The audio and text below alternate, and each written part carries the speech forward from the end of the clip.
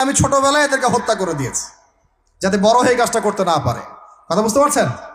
আর তিনি বলছেন আমি এটা নিজের ইচ্ছায় করি নাই, ওমা ফাআলতুহু আন আমরি, আমি এটা নিজের ইচ্ছায় করি নাই, এটা আল্লাহ পাকের আদেশ ছিল। বলি সুবহানাল্লাহ। আর ওয়াম্মাল জিদার فكان لغلامين يتيمين في المدينة وكان تحته كنز لهما। সুবহানাল্লাহ। আর 3 নাম্বার তিনি বলছেন আর ওই যে দেয়ালটা আমি নির্মাণ করেছি, এই দেয়ালটা ছিল ওই বাড়ির 2 এতিম বালকের। সুবহানাল্লাহ। ওয়াকানা আবুহুমা সালিহা, তাদের বাবা ছিল সৎ। আর ওই দেয়ালের নিচে তাদের বাবা মায়ের রেখে যাওয়া পৈতৃক সম্পত্তি খাজানা ছিল। যদি দেয়াল নির্মাণ না করতাম মানুষ সেই খাজানা নিয়ে চলে যেত। দেয়াল নির্মাণ করেছি, ওরা যখন বড় হবে তখন ওই খাজানা তারা অটোমেটিকলি পেয়ে যাবে।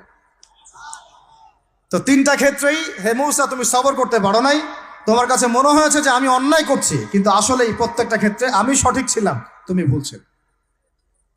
এখানে একটা চমৎকার শিক্ষা আছে, একটা চমৎকার গভীর একটা শিক্ষার ব্যাখ্যা আছে, অন্তর্দৃষ্টির শিক্ষা, যে শুধুমাত্র বাইরের চোখ দিয়ে আর বাইরের এইসব সাক্ষরতার হাত দিয়ে, সার্টিফিকেট দিয়ে, নাম সিগনেচার করে, এত এত বইপত্র পড়েই মানুষ প্রকৃত শিক্ষিত হয় না।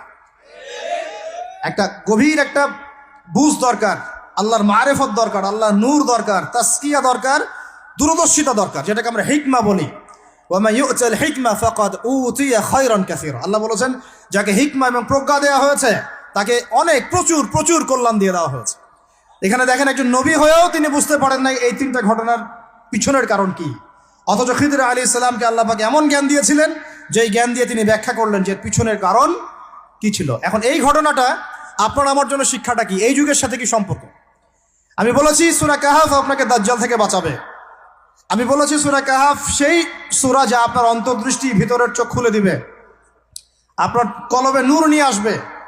আপনি এমন কিছু দেখবেন, বুঝবেন, শুনবেন যা সবাই বুঝতে পারছে না, সবাই শুনতে পারছে না, সবাই দেখতে পারছে না। এখন বাইরের চোখ দিয়ে আপনি দেখছেন পুরো বিশ্বে মুসলমানদের, কোটি কোটি মুসলমান, একদম 60টা 70টা 100টা রাষ্ট্র, কত মিলিটারি বাহিনী, কত আমাদের প্রযুক্তি, কত পুলিশ, কত র্যাব, কত আমাদের পলিটিশিয়ান দিয়ে ভর্তি। আদতে ভিতরের চোখ দিয়ে দেখলে আপনি দেখবেন পুরো বিশ্বের এই লক্ষ কোটি মুসলমান আজকে জাতিসংঘের হাতে বন্দী হয়ে গেছে। ও যদি বলে ডানে যাও, মুসলমানরা ডানে যায়, যদি বলে বামে যাও, মুসলমানরা বামে যায়, কিছুই করার নাই। এটা ভিতরের চোখ দিয়ে আমরা দেখছি, ভিতরের চোখ